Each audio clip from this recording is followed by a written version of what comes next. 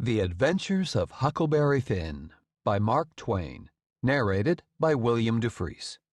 This unabridged audiobook was produced in the year 2008 by Tantor Media Incorporated, which holds the copyright thereto. Huckleberry Finn. Scene, the Mississippi Valley. Time, 40 to 50 years ago. Chapter 1. You don't know about me without you have read a book by the name of The Adventures of Tom Sawyer, but that ain't no matter. That book was made by Mr. Mark Twain, and he told the truth, mainly. There was things which he stretched, but mainly he told the truth. Well, that is nothing.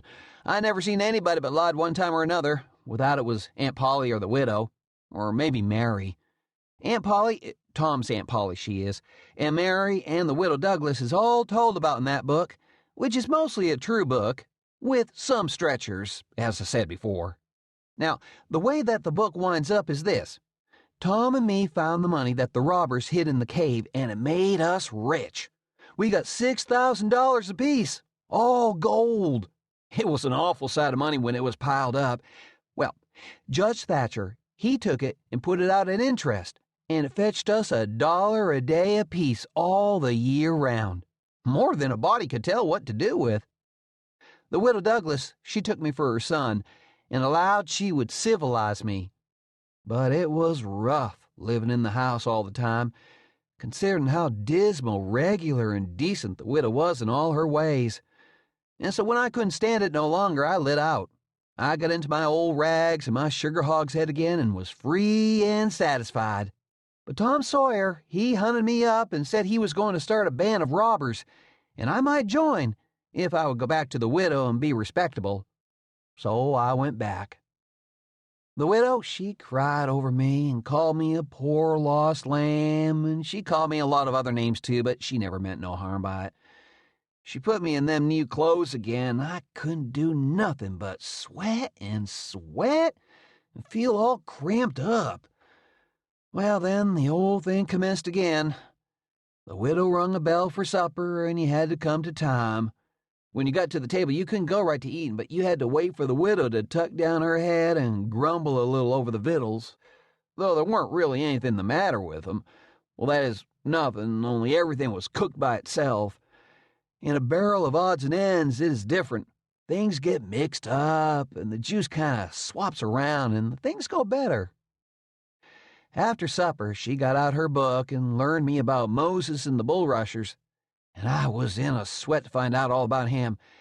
But by and by she let it out that Moses had been dead a considerable long time, so then I didn't care no more about him, because I don't take no stock in dead people. Pretty soon I wanted to smoke, and asked the widow to let me, but she wouldn't.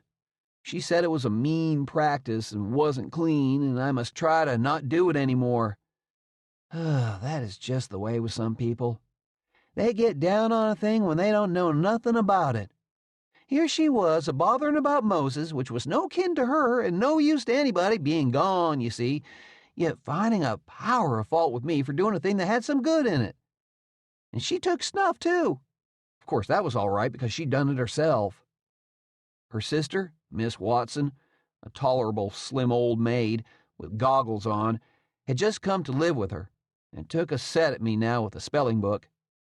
She worked me middlin' hard for about an hour, and then the widow made her ease up. I couldn't stood it much longer. Then for an hour it was deadly dull, and I was fidgety.